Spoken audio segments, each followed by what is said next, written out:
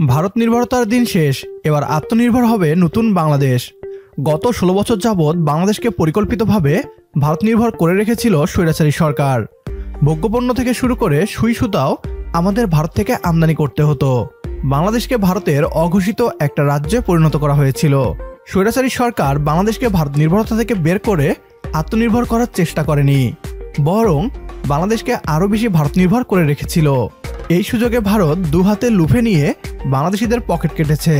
তবে এখন আর সেই সুযোগ পাচ্ছে না ভারত। ধীরে ধীরে ভারত নির্ভরতা মুক্ত হওয়ার মিশনে বাংলাদেশ। ভারত থেকে আর বাস আমদানি নয়, বরং এবার দেশেই বাস তৈরি করবে বাংলাদেশ। এতদিন বাংলাদেশের সরকারি পরিবহন সংস্থা বিআরটিসিকে কেবলমাত্র ভারত থেকেই বাস আমদানি করতে হতো। ছাত্র জনতার নতুন বাংলাদেশে বিআরটিসি এবার ভারত থেকে বাস আমদানি করবে না, বরং দেশেই বাস ম্যানুফ্যাকচারিং করবে। এতে কপাল ফুটতে চলেছে টাটা এবং অশোক লেল্যান্ড সহ ভারতীয় কোম্পানিগুলোর। বিস্তারিত থাকছে বিডিটিউব নিউজের আজকের এই ভিডিওতে।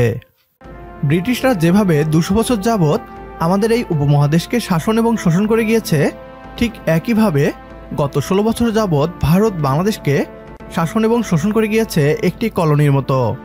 ব্রিটিশরা যেভাবে এই উপমহাদেশের শিল্পকে ধ্বংস করে নিজেরা অর্থ কামিয়েছে, ঠিক একইভাবে গত ১৬ বছর যাবৎ ভারত বাংলাদেশের ম্যানুফ্যাকচারিং খাতকে ধ্বংস করে নিজেরা এর ফায়দা লুটেছে। পুতুল সরকার ভারতকে খুশি করতে সকল কিছুই চড়া দামে ভারত থেকে আমদানি করত। যেভাবে সামরিক বাহিনীকে ভারতের তৈরি নিম্নমানের হাতিয়ার কিনতে বাধ্য করা হতো, ঠিক একইভাবে সরকারি পরিবহন সংস্থা বিআরটিসিকেও ভারত থেকে বাস আমদানি করতে বাধ্য করা হতো। ভারত থেকে নিয়ে আসা বিআরটিসির বাসগুলো বছরের পর বছর অচল অবস্থায় পড়ে থাকার পরও ভারতকে খুশি করতে চড়া দামে ভারতের তৈরি বাস নিয়ে আসা হতো। তবে নতুন বাংলাদেশে বিআরটিসি ভারত নির্ভর নয়, বরং দেশেই তৈরি করবে বাস। সম্পূর্ণ নিজস্ব প্রযুক্তিতে দেশে বাস তৈরির উদ্যোগ নিয়েছে Bangladesh road transport corporation BRTC. এতে যেমন আমদানি নির্ভরতা কমবে, তেমনি সময় ও ব্যয় সাশ্রয় হবে বলে জানিয়েছে সংস্থাটি। পরিকল্পনা অনুযায়ী দেশের বাইরে থেকে কেবল চেসিস কিনে এনে নিজস্ব জনবল ও দক্ষতায় সম্পূর্ণ বাস দেশেই তৈরি করা হবে। এতে একটি বাস তৈরিতে খরচ হবে প্রায় ৯০ লাখ টাকা এবং সময় লাগবে ১.৫ মাসের মতো। অন্যদিকে ভারত থেকে একটি দ্বিতল পূর্ণাঙ্গ বাস আমদানিতে ব্যয় হয় প্রায় ১ কোটি টাকার বেশি। অপেক্ষা করতে হয় ৩ থেকে ৫ বছর। খোঁজ নিয়ে জানা যায় ভারত থেকে আমদানি করা একটি চেসিসের দাম প্রায় ৪০ লাখ টাকার উপরে। এছাড়া জাপানের হিনো কোম্পানির মাঝারি ক্ষমতাসম্পন্ন চেসিসের দাম ৩৫ থেকে ৪৫ লাখ টাকা।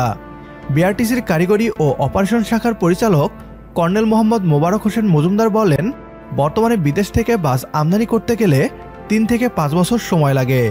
এতে সময় ও অর্থ বেশি লাগে। তাই দেশীয় প্রযুক্তি ব্যবহার করে নিজস্ব কারখানায় বাস তৈরির পরিকল্পনা করেছি। বাংলাদেশ প্রকৌশল বিশ্ববিদ্যালয়ের পুরকৌশল বিভাগের অধ্যাপক ডক্টর হাদিউজ্জামান বলেন, বিআরটিসির নিজস্ব ডিপো আছে, টেকনিশিয়ান আছে, ট্রেনিং ইনস্টিটিউট ও ওয়ার্কশপও আছে।